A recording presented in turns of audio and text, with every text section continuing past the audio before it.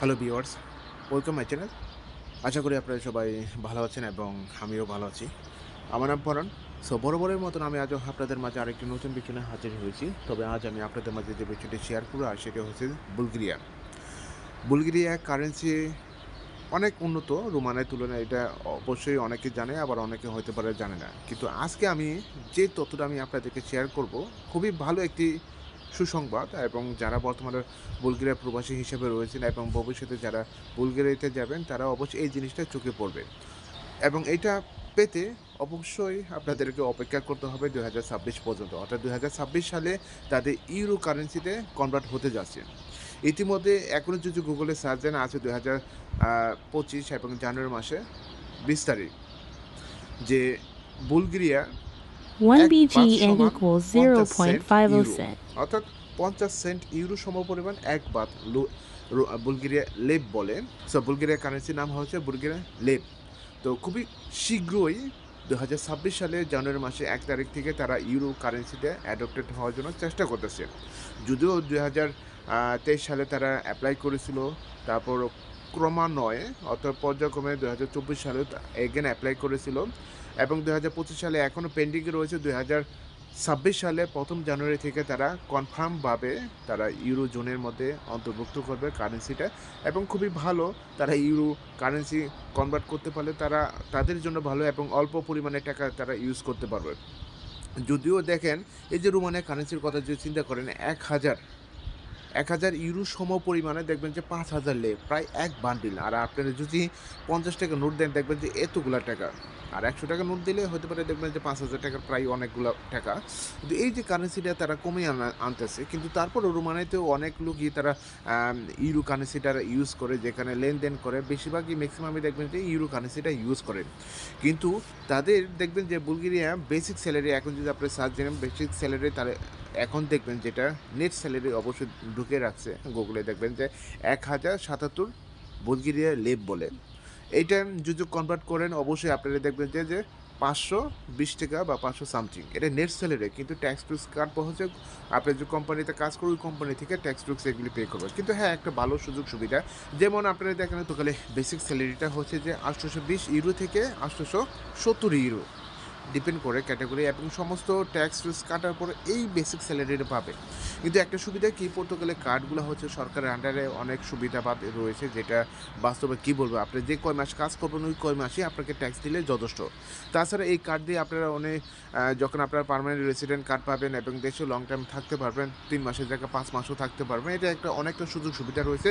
যেমন এই যে রোমানে এই কার্ডগুলো কোম্পানির আন্ডারে রয়েছে, অনেকটা অসুবিধা রয়েছে। কিন্তু যাই হোক, এই কথাগুলো আমি বলতে চাচ্ছিলাম না, কিন্তু যে কথাটা আমি বলতে চাচ্ছিলাম, এটা খুবই সুসংবাদ যারা বুলগেরিয়া প্রবাসী হিসাবে বর্তমানে রয়েছে এবং সামনে যারা থাকবে। যদিও এখন জানে যে এই দেশে বেতন অনেকটা কম, কিন্তু তারপর কষ্ট করে যদি থাকে একসময় ভালো আসবে, এবং সব দেশে একসময় উন্নতি হবে। সবাই চেষ্টা করে যার দেশটাকে আরও উপরের দিকে উঠাতে এবং ভালো একটা শক্তিশালী দেশে পরিণত করতে।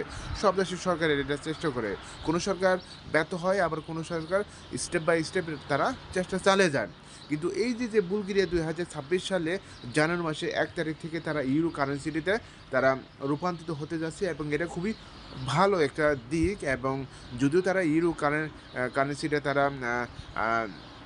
ক্যাশ আউট এবং লেনদেনের সমস্ত কিছু র্যান্ডমভাবে করবে, কিন্তু পক্ষান্তরে রোমানিয়ার কারেন্সি যে কবে করবে এখন পর্যন্ত শিওর নয়। যদিও 2026 সালে তাদের একটা দিক নির্দেশনা দিয়ে দিয়েছে, কিন্তু এখন পর্যন্ত বলা যায় না 2026 সালে জুন মাসে অথবা বছরের শেষের দিকে তারা এটা করতে পারবো কি না। কিন্তু আমার মনে হয় না এটা আদৌ করতে পারবো। তবে হ্যাঁ, সময় লাগবে। 2026 এর পরে 27-এর পরে 27-28-এর দিকে হতে পারে কিছুটা পরিবর্তন আসতে পারে এই ইউরো কারেন্সি। কারণ রোমানিয়াতে অভ্যন্তর ভিতরে অনেকটা করাপশন রয়েছে, এবং করাপশনের কথা বললে আপনি কখনো বিশ্বাস করবেন না। কিন্তু তারপরও দেশ নর্মালভাবে চলতেছে এবং সবাই সাধারণভাবে চলতেছে। কিন্তু রাজনীতি অভ্যন্তরে অনেকটা পরিণতি আসে নাই, এবং এখনও দুর্নীতি চলতেছে। এখন পর্যন্ত দেখবেন যে এই দেশে কোনো সরকার নাই কেন, দেখছেন নভেম্বরের 24 তারিখ একটা নির্বাচন হয়েছে ফার্স্ট রাউন্ড এবং সেকেন্ড রাউন্ড ডিসেম্বরে 4 তারিখে হওয়ার কথা ছিল, এটা পরিত্যাগ করে দিয়েছে। এখন পর্যন্ত কোনো সরকার নাই, ভাসমান অবস্থায় রয়েছে। কিন্তু যাই হোক, এই যে যারা বুলগেরিয়া ভবিষ্যতে যাবেন, যদি ধৈর্য সহ্য করে এখানে থাকতে পারেন, হ্যাঁ এটাও বলি, কিন্তু পরিবর্তন আসতে অনেকটা সময় লাগবে, 5 বছর লাগতে পারে, 4 বছর লাগতে পারে। তখন হতে পারে আপনার ইউরো কারেন্সিটা দেখবেন, এখন হতে পারে 500 ইউরো সমপরিমাণ বাংলাদেশে প্রায় 70,000 টাকা। এরা নেট স্যালারি দিবে। নেট স্যালারির কথাটাই আমি আপনাদেরকে বললাম। তবে এটাই বলতেছি, তারা অনেক বলতে কি 3-4 বছর ধরে চেষ্টা করতেছে ইউরো কারেন্সিটা কনভার্ট করে। 2023 সালে আমি যখন এই বুলগেরিয়া গেছি, তখন একটা অভিজ্ঞতা পেয়েছি। কিছু টাকা এখানে এক্সচেঞ্জ করে নিয়ে গেছি, আবার ইউরো নিয়ে গেছিলাম। তবে দেখলাম যে সমপরিমাণ, তো বেশি একটা কিছু না। তো এই কারণে তারা এটা ইনফ্লেশনের মাধ্যমে, অর্থাৎ মুদ্রাস্ফীতির মাধ্যমে তারা এটা কমিয়ে এনেছে, এবং 2024-এ অনেকটা কমে এসেছে, এবং 25-এ তার চেয়ে আরও বেশি কমাবে এটা সম্ভাবনা দিয়েছে, এবং 2026 সালে তারা কনফার্মভাবে ইউরো কারেন্সিতে তারা পরিণত হবে। তো এইটাই ছিল সবচেয়ে বুলগেরিয়ার জন্য সবচেয়ে একটি মানে সর্বশেষ আপডেট এই ইউরো কারেন্সি নিয়ে, যেহেতু তারা বুলগেরিয়া এবং রোমানিয়া সেনজেনের মধ্যে অন্তর্ভুক্ত হয়েছে 2025 সালে এই জানুয়ারি মাসে 1 তারিখ থেকে ফুল সেনজেন।